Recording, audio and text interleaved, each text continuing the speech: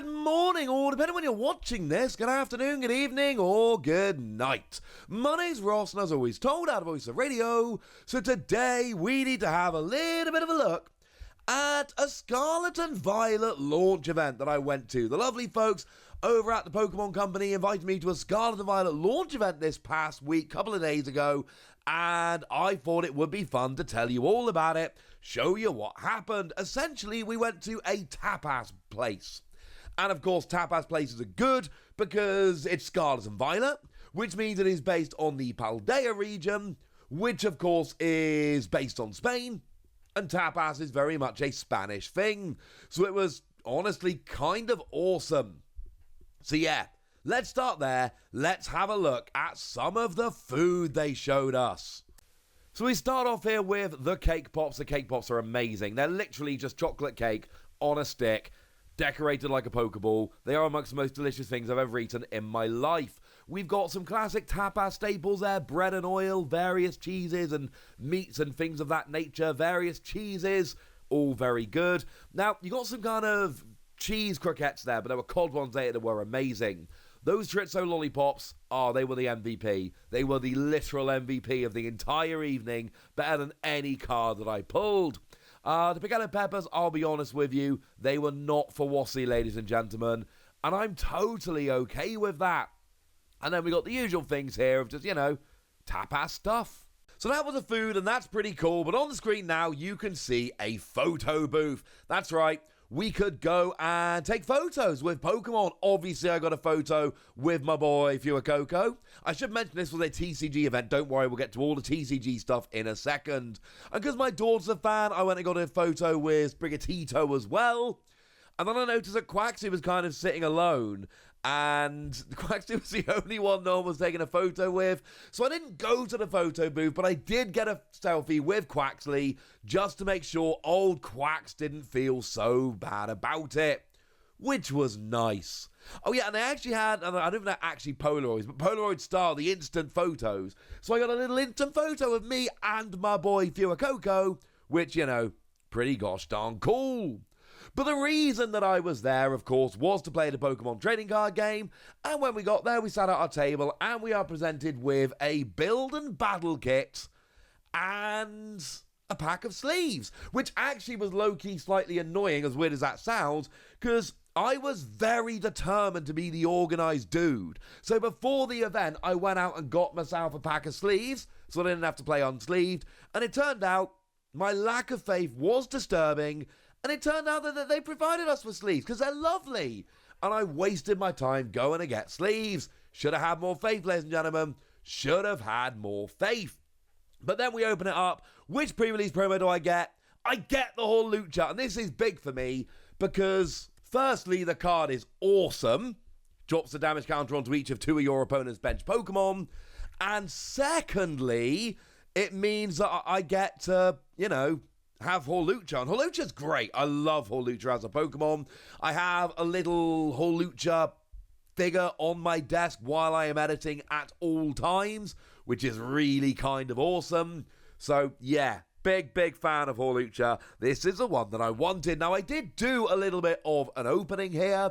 Obviously, I tried to set up I had my whole gear with me, but trying to find a table with enough space, good lighting in a tapas bar, which, they have wonderful lighting for the mood, not such wonderful lighting for openings, and then trying to find plugs. I'll be honest with you, I gave up.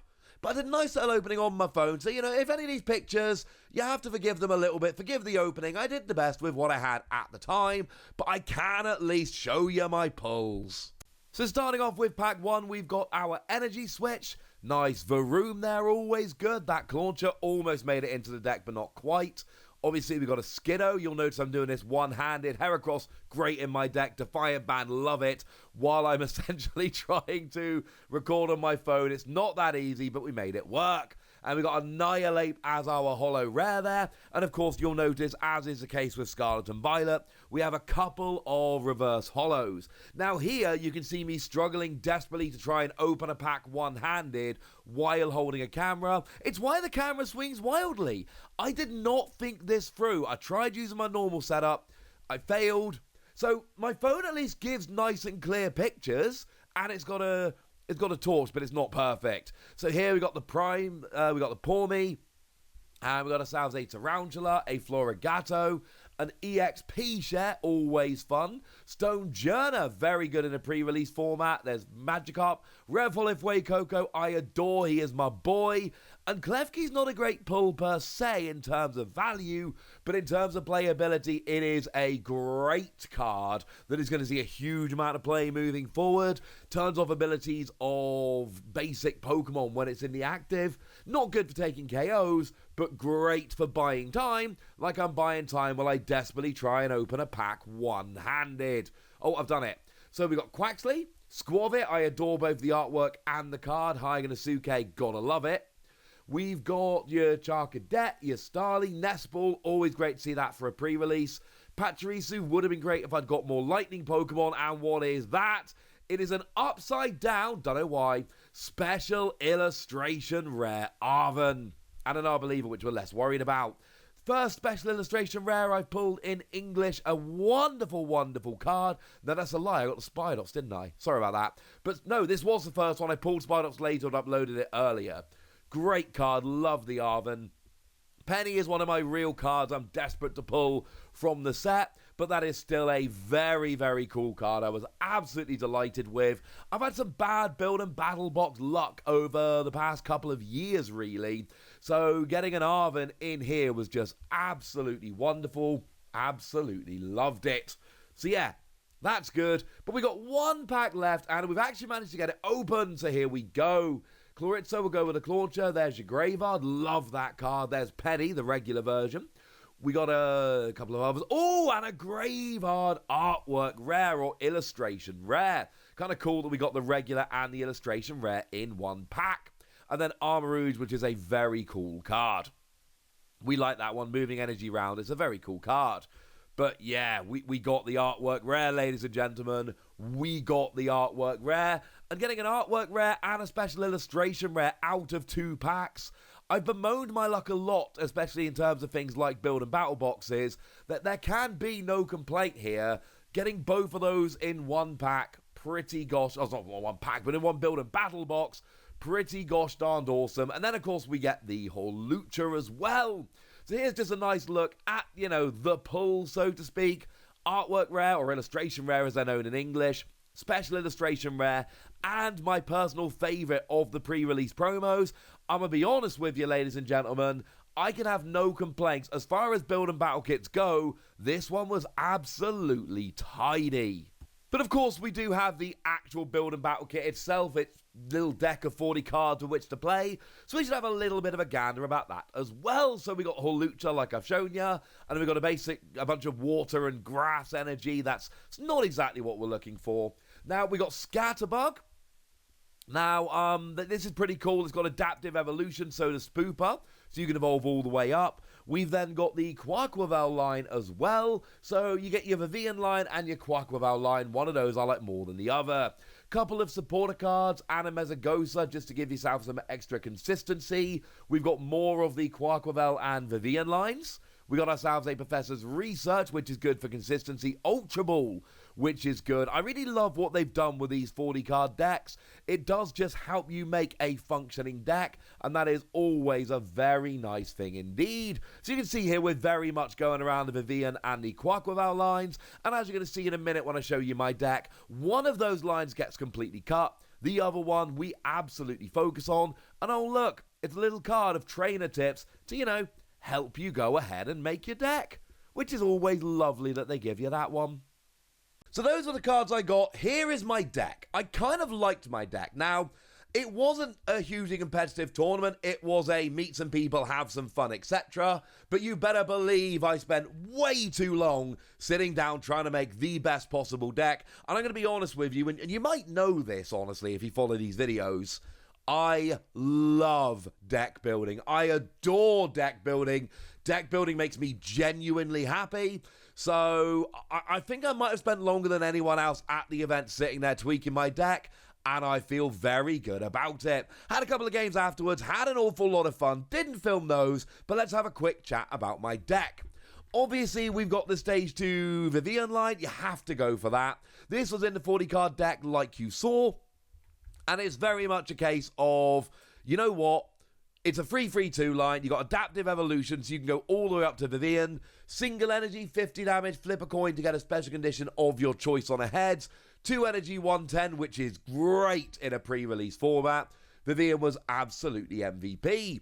Well, Lucha goes in the deck for a bit of bench damage, but then that's where I get a little creative. Heracross, still a grass Pokemon like Vivian here, but free energy 90's not bad.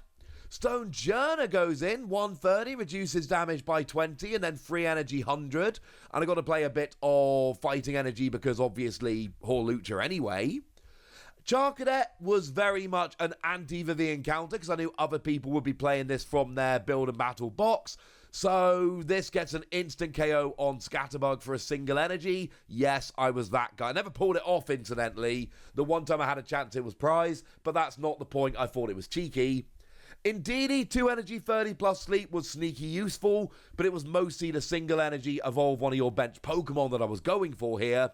And then Cyclizar in this format is full on busted. Basic Pokemon, 110 HP, free retreat, single energy draw 2 cards, great in the early game, free colorless energy 100 fits into any deck. In a pre-release only format, Cyclizar is like full on broken. In terms of my trainer cards here, I had a little bit of a mix, not too many. Did end up with 2 Nest Ball, 1 Pokeball, 1 Ultra Ball, plus Jack. So actually, in terms of Pokemon search, not terrible. Oh, and Mesagosa. You've then got Youngster and Professor's Research for a little bit of actual supporter draw. Energy Switch and EXP Share allow me to manipulate my energy. EXP Share keeps an energy from a KO'd Pokemon. Energy Switch lets me move one. Defiance Band doing a bit of extra damage if I'm behind on prizes was pretty cool. And then Penny letting me pick up a damaged basic Pokemon for a bit of healing or, again, switching energy rounds, although that is your attachment for the turn. I don't know, it was a little bit cheeky, but it kind of worked. And then in terms of the energy, it's mostly grass for Vivian, but then a little bit of fire for Charcadet and a little bit of fighting for my Hawlucha and Stonejourner. I'll be honest with you, I might have made this deck pretty quickly from a single build and battle box, but I actually kind of like this. I'm a little bit proud of my deck here. And there we go. That's what you need to know, ladies and gentlemen. So now, as I go out of this video, I'm going to leave you with some Pikachu dancing. So shout out once again to the lovely folks over at the Pokemon Company for inviting me to the event. It was a great time. I had a lovely time. You get cards, that's good. You get an opportunity to build decks, that's good. The Chorizo lollipops were absolutely amazing, as were the Pokeball lollipops. Basically, any food on a stick was absolute top tier at this event. And I met lovely people, had a great conversation, got to play some Pokemon. Everything was awesome. So you know the deal here. Comment, like, subscribe, all that good stuff. Look after yourselves till next time. My name's Ross, and you've been watching a pretty gosh darned excited PTCG Radio.